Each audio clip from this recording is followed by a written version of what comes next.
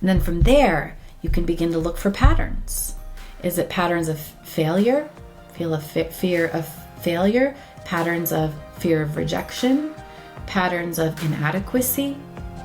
Patterns of anxiety about the future? Like, where are the patterns? Once we find the pattern, we can start to pinpoint where it came from and how to go back. And it's kind of like surgery, going back and getting that spot and replacing it with truth. Trauma for truth. That's my favorite line, Chris. Trauma for truth.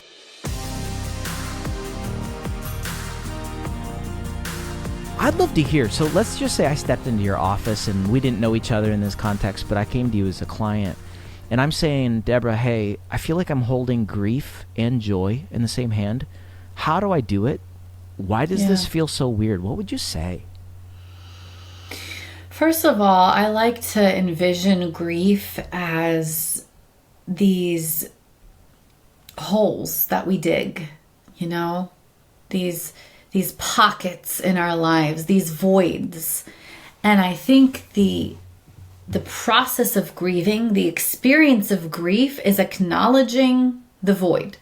Like, there is a hole in the foundation of my life because I lost something. I lost something significant. A relationship, a friend, a dream, a loved one, a season. And if we don't acknowledge it, it doesn't mean it doesn't exist. It's still there. We're just covering it up. It's like, imagine there's a hole, but now I've just covered it up with a nice, pretty rug, But to me, the beauty of acknowledging the grief, the beauty of acknowledging the void, is that I then have a pocket of opportunity to fill it up with something else. And to me, it's to fill it up with joy. To the depth of the grief, I also get to experience that very depth of redemption and joy. So I don't want to cover it up. I want to reveal it so that I can heal it, so that I can address it. So the problem is when we have all these pockets of grief that we just cover up, we just end up having all these holes in the foundation of our life. So really what you're doing is you're holding grief, but it's also a container. It's also an opportunity for you to fill it up with a different perspective, different relationships, new experiences, joy, peace, whatever it is that God might give you in those moments to redeem what's been lost. And he does that. That's his job, right? Our job is to acknowledge the void. His job is to fill it up. And so you're exactly where you need to be. Yeah. So I felt some tension just myself a little bit of the shoulds, like the pressure of the shoulds. In other words, I feel eviscerated in my soul right now. I don't right now. I'm saying like, hey, a month ago I would have said, gosh, I feel eviscerated right now. And I'm supposed to, I should be feeling exuberant joy. But I feel like a fraud because I feel gutted and flat and burned out. Am I ungrateful? What's going on? Like, walk me through that. Mm-hmm. It's interesting because, sometimes we equate healing to feeling. Okay? And I'm not just saying that because it's tweetable, but because it rhymes. Yeah. But we actually think that healing is a feeling. Like, okay, if I'm healed, I'm going to feel a certain way. I'm going to feel joy. I'm going to feel happiness. I'm going to feel content. But I don't think healing is a feeling as much as it is a posture. It's strength more than it is I feel a certain way. For example, I have a proclivity towards feeling depression or anxiety. It's kind of in the nature of my chemistry. But there might have been a day where waking up with some feelings of depression would completely throw me off. Like, what is going on? What is wrong? Why am I feeling this? What's wrong with me? How am I going to get through the day? Whereas now I can feel it and acknowledge it, but continue to push through my day and do what I need to do. And it's like, hey, I see you, I feel you, I know you're there, but I also have the strength to do what I need to do today. I'm not going to give this feeling too much power in my life. I'm going to acknowledge it. I'm going to respond to it, but I'm not going to let it own me. So to me, could we say, oh, this person's not healed because they still have this feeling? Some might think that, but to me, that's not healing. Healing is the strength underneath the feeling. So you can feel gutted. You can feel sad. You can feel discouraged and still be on the journey of healing, because the journey of healing is about strengthening. I had no idea that was going to pop this balloon, because here are tears right now, and I didn't, I'm doing fine today, and these tears just showed up, and I'm going, where did this come from, That's a powerful reality for us to be able to hold both. And folks, lean in. I hope you heard Debra and her wisdom in that. If not, rewind, because many of you right now are walking through exactly what I just described in the uniqueness of your lived experience. And I really believe that wisdom will add value to your life. But Debra, I wonder about this then.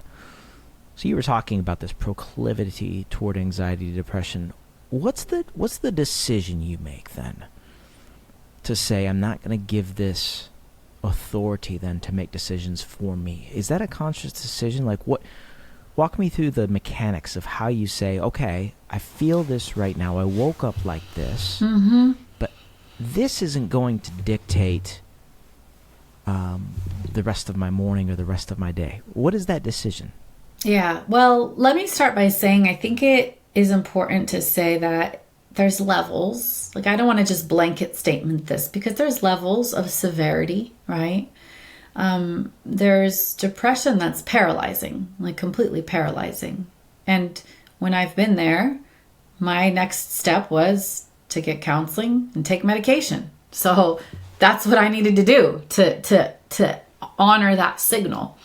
But then there's other kinds of depression that's maybe it's more like you wake up with a mild cold. This is frustrating. I don't want to deal with this, but it is what it is. And I have these things before me. So I am going to do what I can do and not make more of this than I need to. I don't want it to take my entire focus. But it doesn't mean ignore it either. There's this balance of honoring what you feel and acknowledging it, but not letting it determine what your day is going to look like.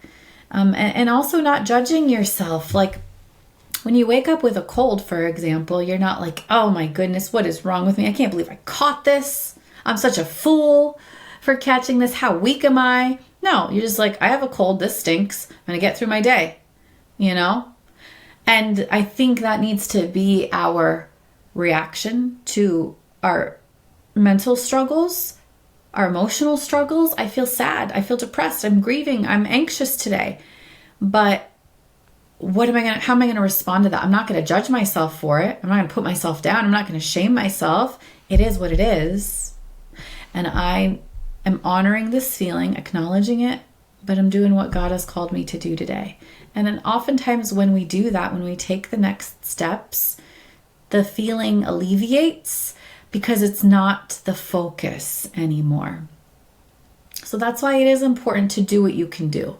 But again, the caveat here is when you literally can't do, that's when you know that your struggle has entered the moderate to severe range.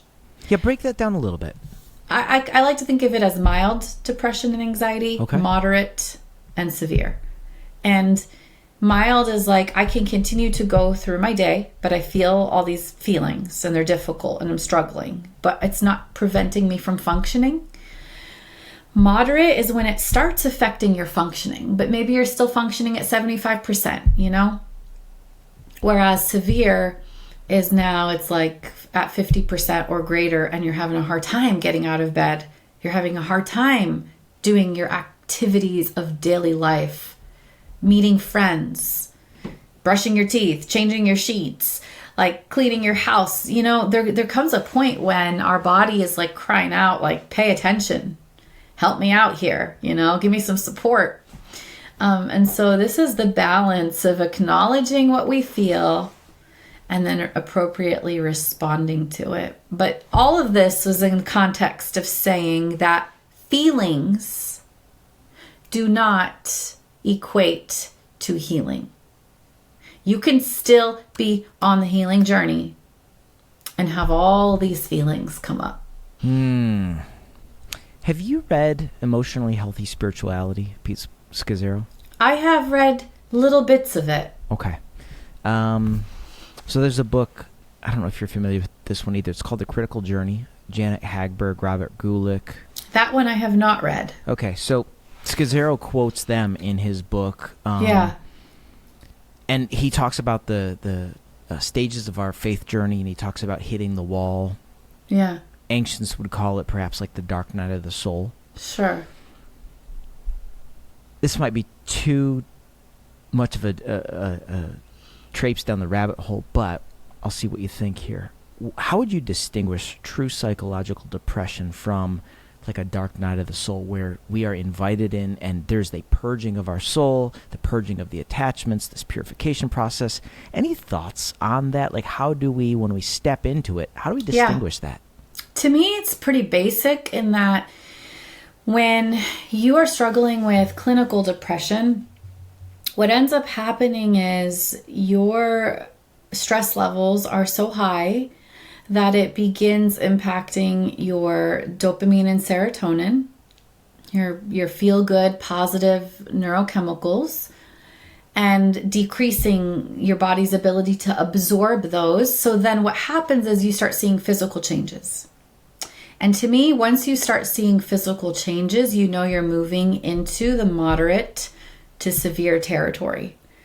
It's no longer just emotional. Now it's physical in that you're not sleeping, you're waking up at night multiple times. Some people even talk about jumping out of bed like in a panic, not being able to wind down. It starts affecting your appetite. You're not eating well, or you're eating too much. It starts affecting your energy levels. Like, I remember saying like the idea of like putting a spoon to my mouth. I was joking, but it was like, that felt exhausting.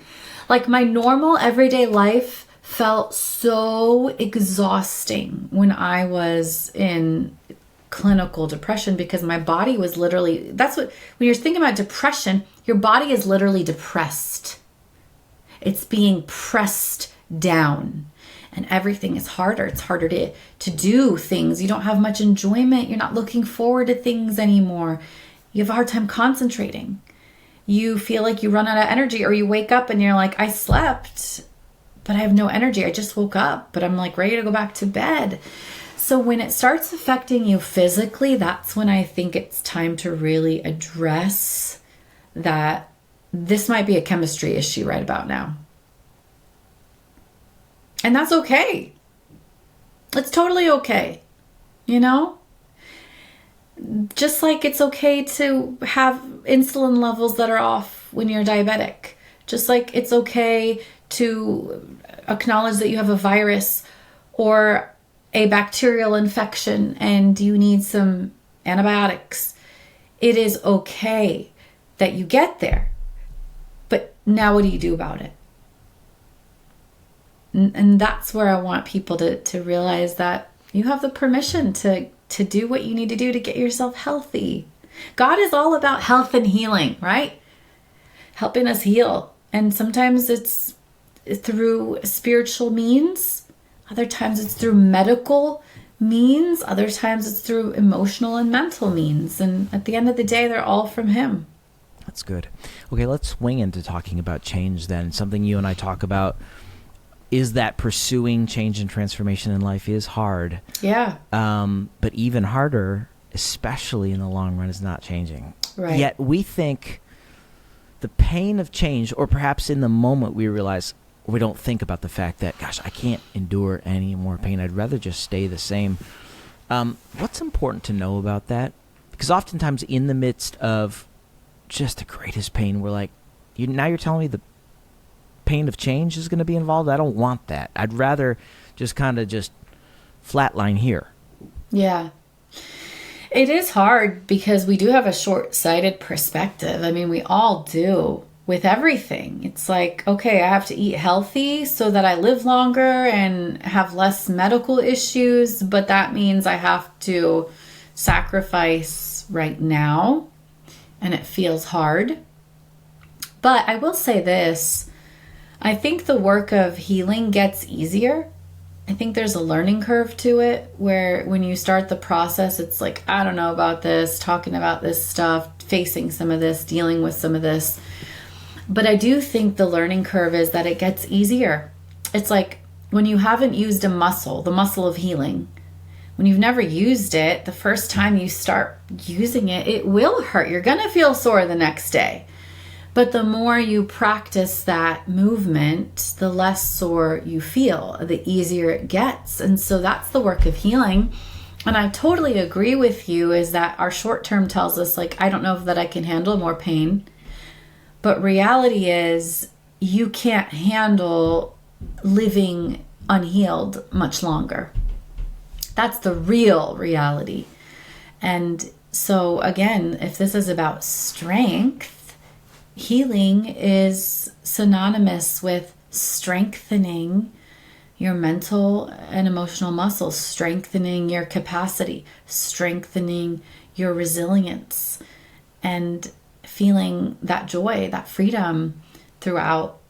It's so worth it. It is so worth it. And not only that, we have the Holy Spirit by our side. It's not like we have to do this whole thing by ourselves, you know? Somebody's helping us.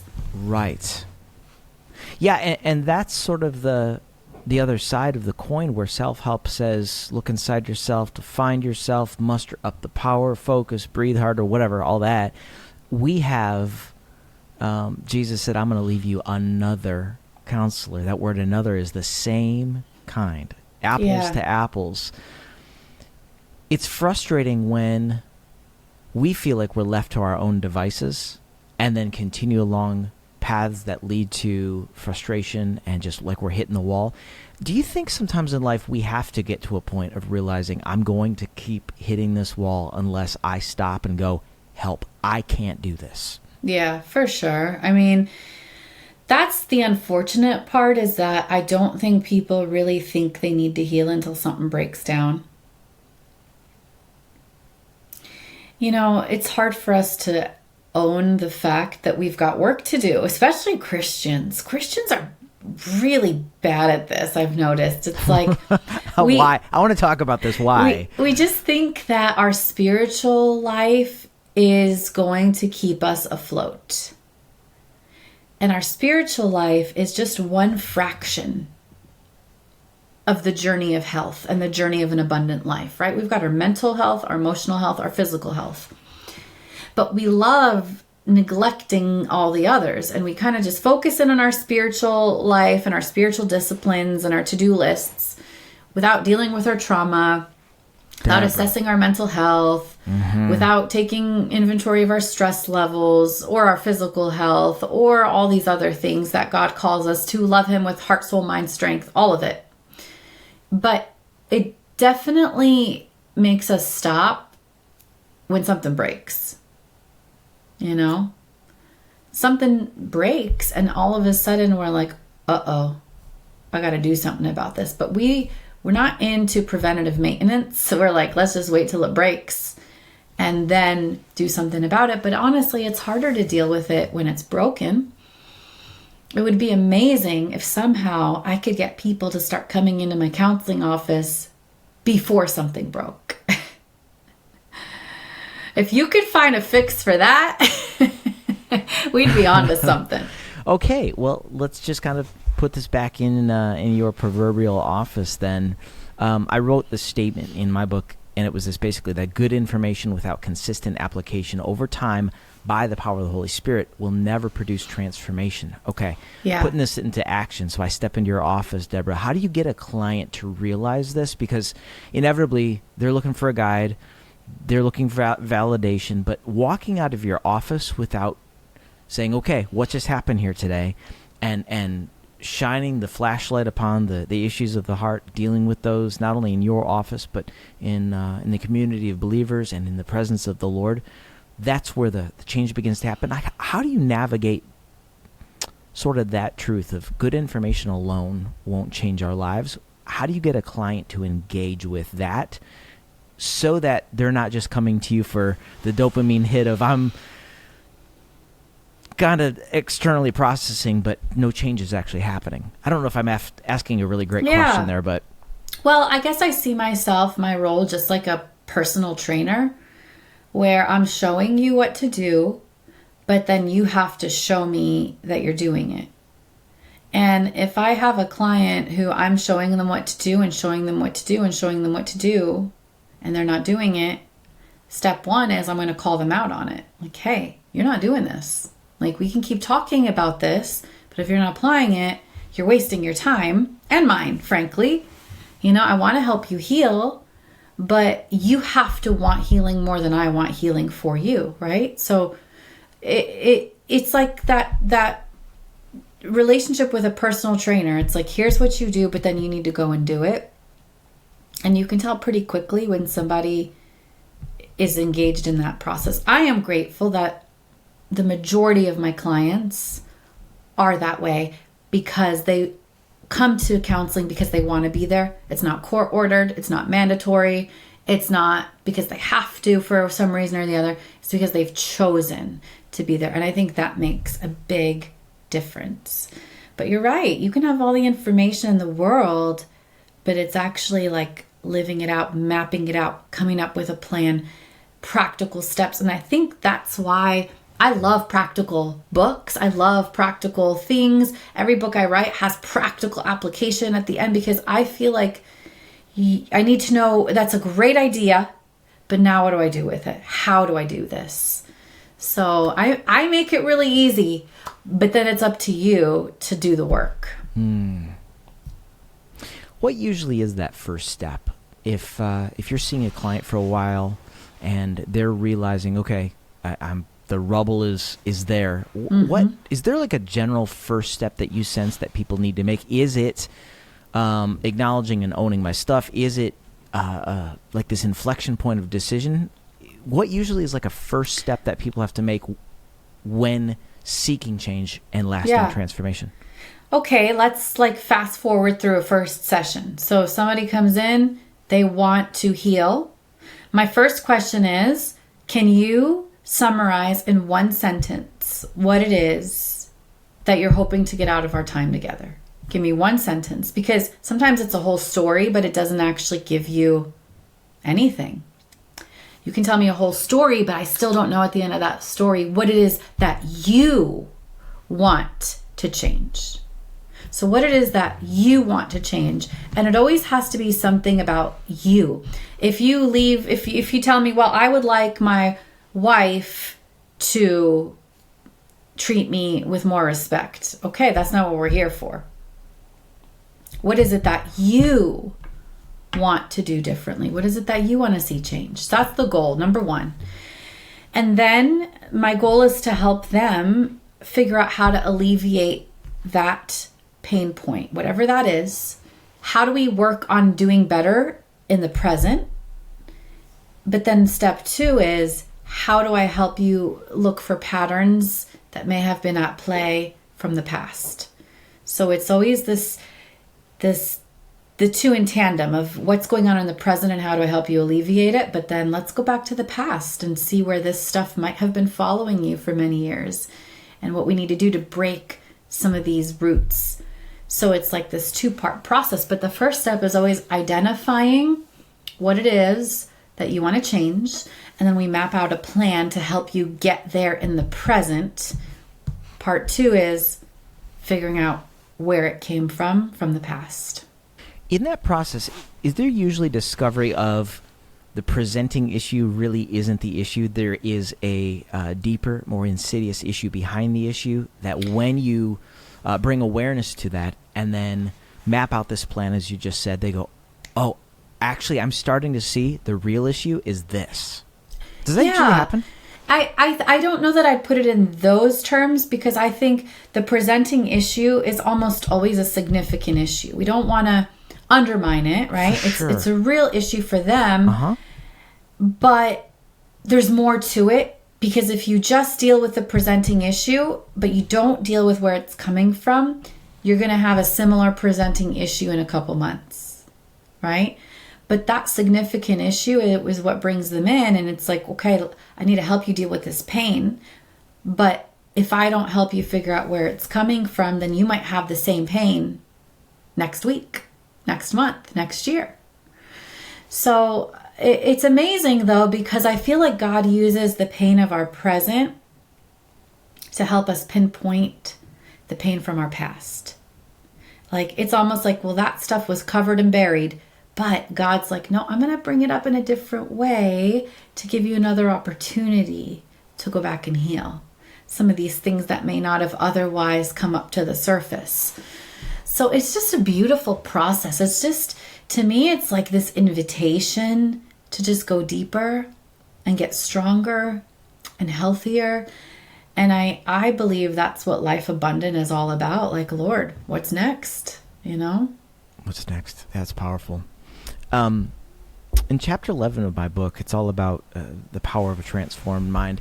I present this cycle where we receive accusation from the enemy, and then we speculate based upon untruth, and then we ruminate. I want to ask you, as a professional counselor, how do we break free from a cycle of negative rumination? I've been there. It's a terrible, terrible place to be. And if I'm being really honest, I still struggle with it.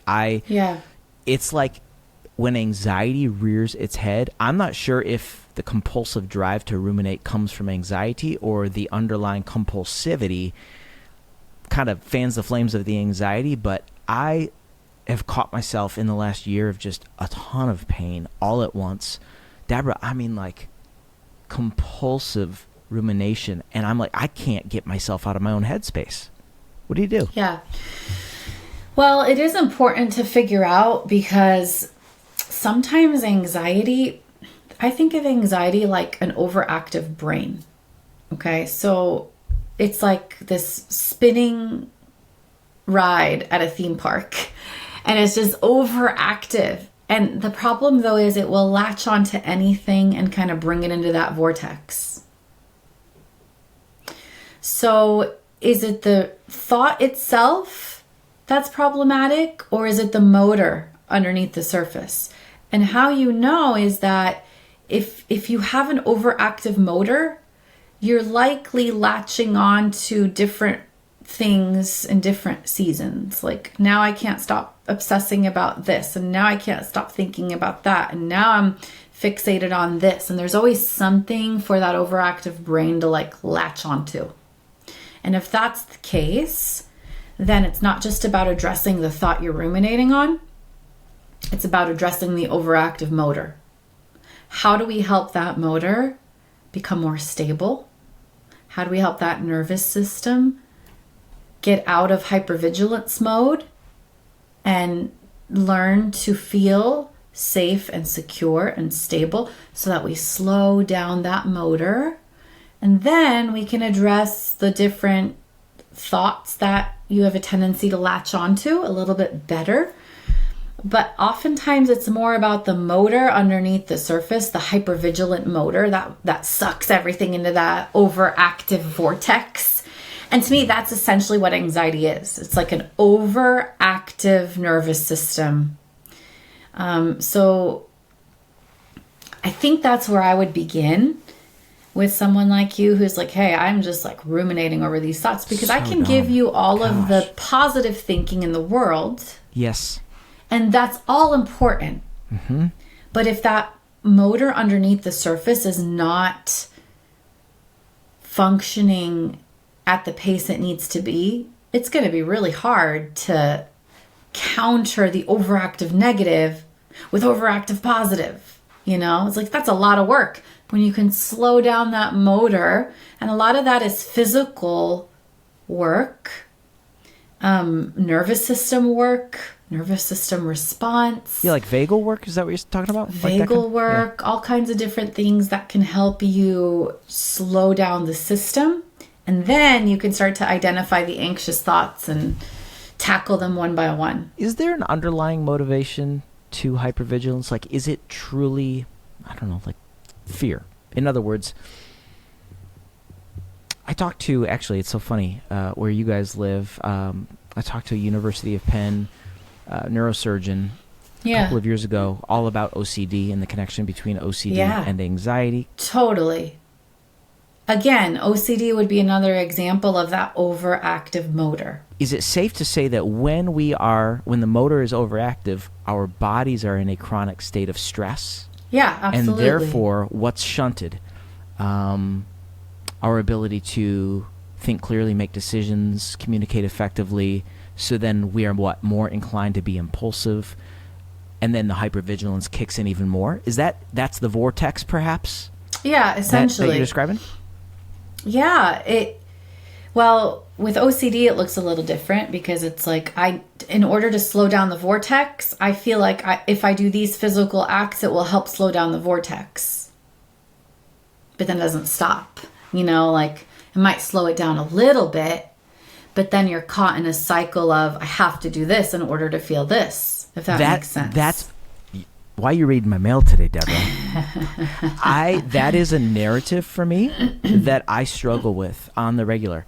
I have to do this in order to feel this. And I caught myself like a week ago.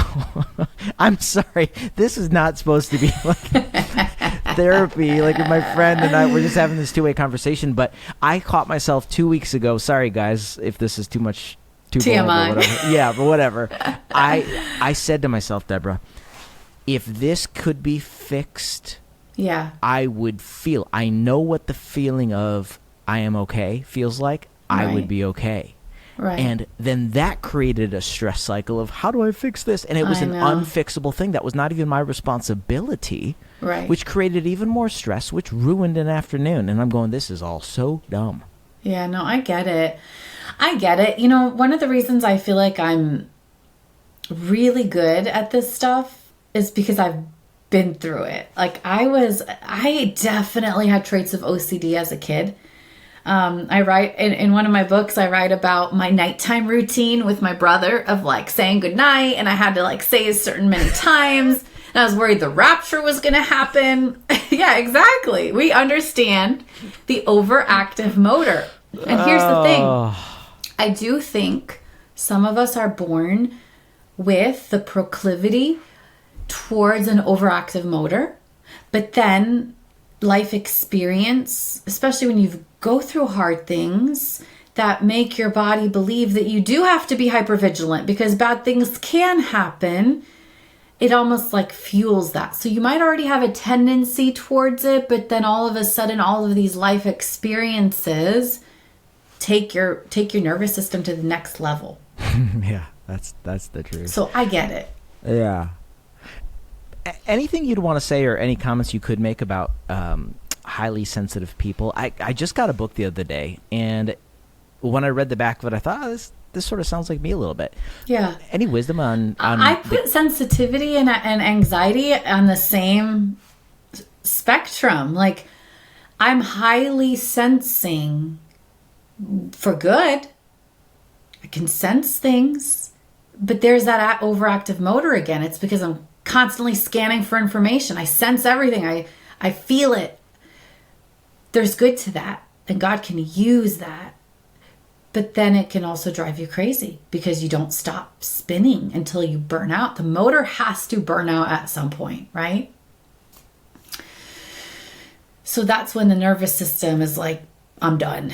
And it goes into freeze mode.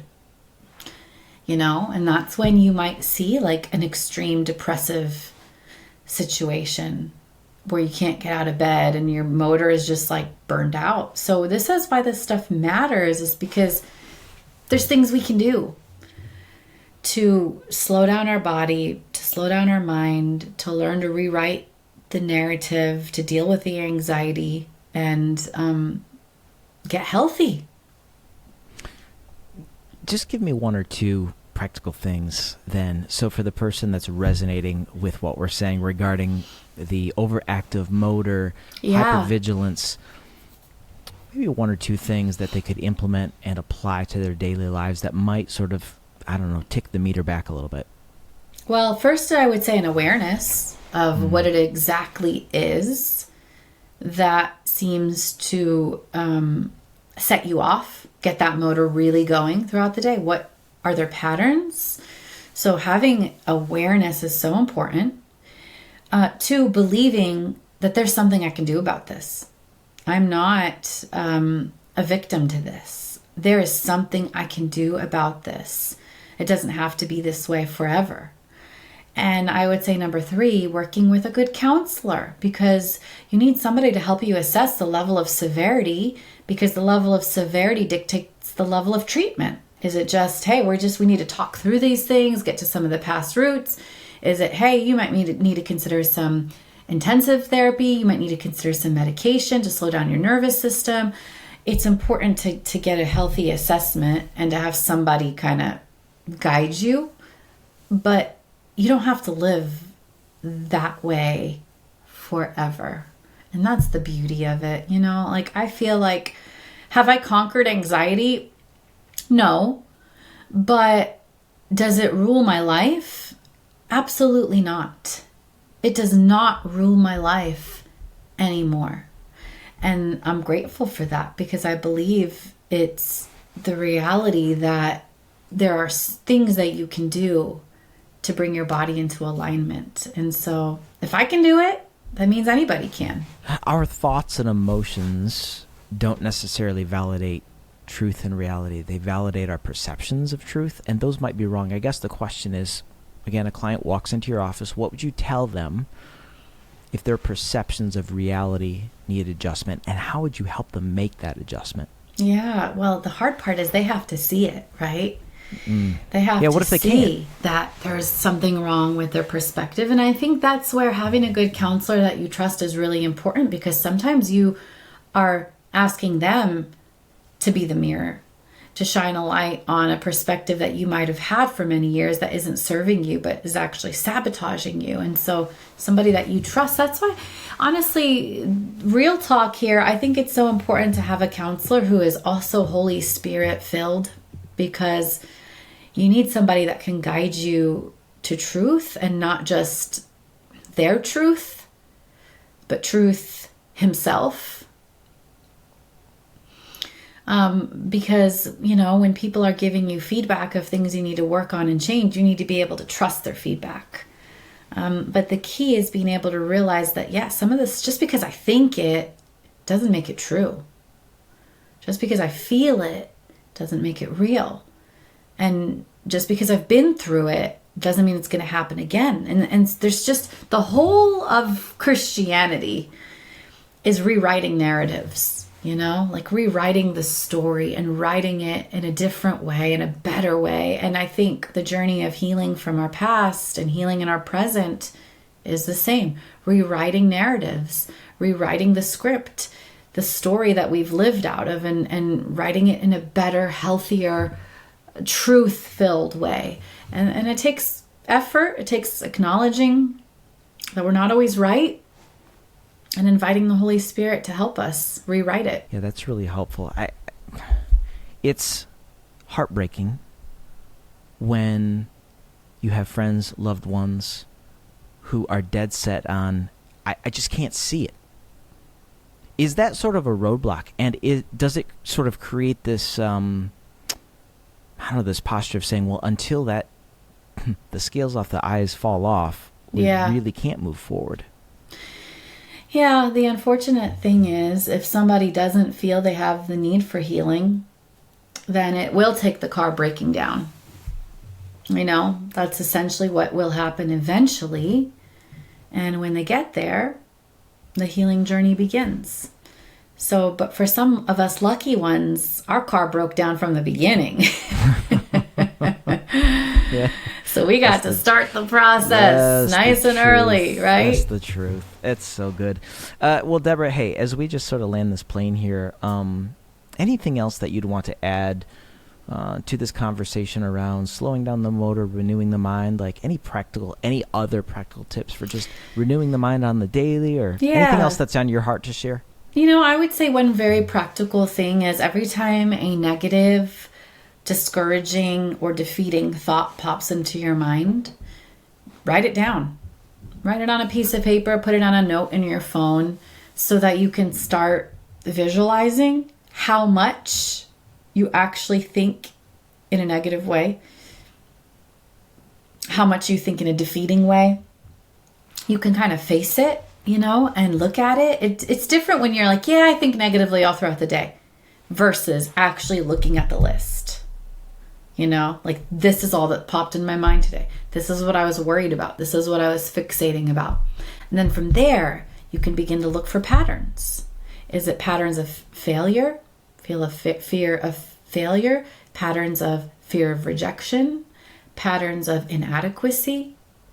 Patterns of anxiety about the future? Like, where are the patterns? Once we find the pattern, we can start to pinpoint where it came from and how to go back. And it's kind of like surgery, going back and getting that spot and replacing it with truth. Trauma for truth. That's my favorite line, Chris. Trauma for truth. My greatest passion, even in this conversation and in the book, is to help people move from trauma to transformation. Yes. And so Debra, I'm just so thankful for you. You are just a great friend and a wise counselor, and even just your perspective on the up-close stuff that we talked about today is a gift. So just thanks for hanging out with me today. I know this is a rather sort of off-the-cuff just conversation, but it's always a joy to speak with you, and just grateful for you. I'm excited for you and for releasing this book into the world, and also for what God's going to reveal to you as Amen. You continue on the healing journey. That's it's like, right. Okay, Lord, next level. That's right. Guys, it's like I tell you guys every week here on the show, transformation beats self-help, and transformation doesn't happen in a day, it happens daily. It's because I'm telling myself that every day, because just last week I'm like, this is garbage, I'm done with this. Exactly.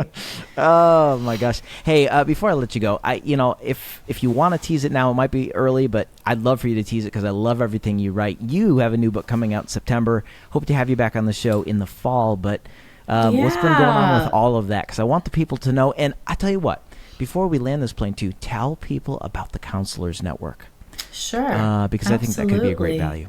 Yeah. Well, I would start with this. The best way to connect with me and what I'm doing would be on Instagram at Debra Fileta, or at the website debrafileta.com. Chris, you're one of the only people that says my last name right. Oh, come on. What? I'm so proud of you. I'm a foodie, so I see F-I-L-E-T. Exactly. Filet. Fileta. Fileta. Yeah. What do people say? Fileta? Fileta, which is totally fine. I answer to both, but it's just kind of nice when I hear my last name said appropriately. It means a lot to me that I do that. It really does. Well, thank you. So it's Debra Fileta. That's right. So Instagram, my website, you'll find books.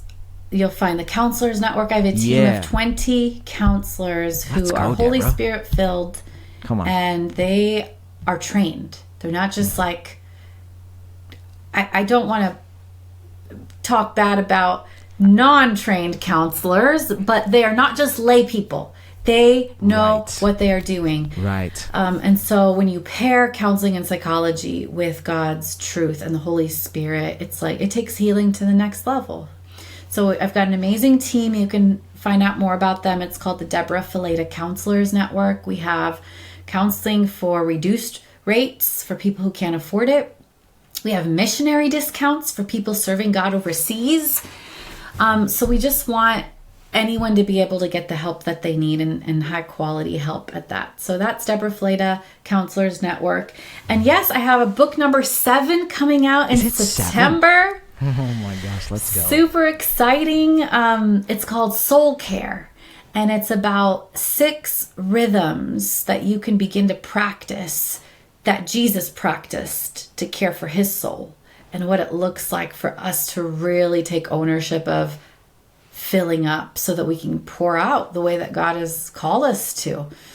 So it's a deep one, but I'm really excited about it, and I'm excited for what God's going to do as we learn to care for our souls.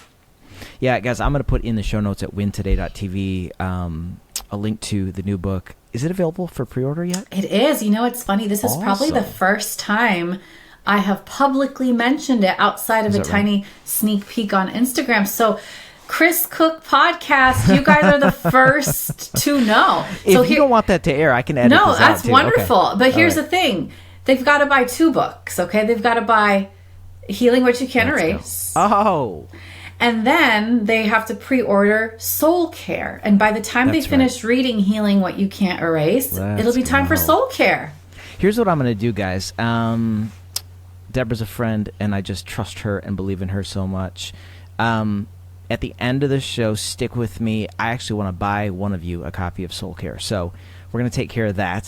So I'll tell you how to do that. We'll get that pre-ordered. We'll have Debra back on the show. But I will put links to Are You Really Okay and Reset in the show notes as well as your other books. But yeah. Well, thanks for being here.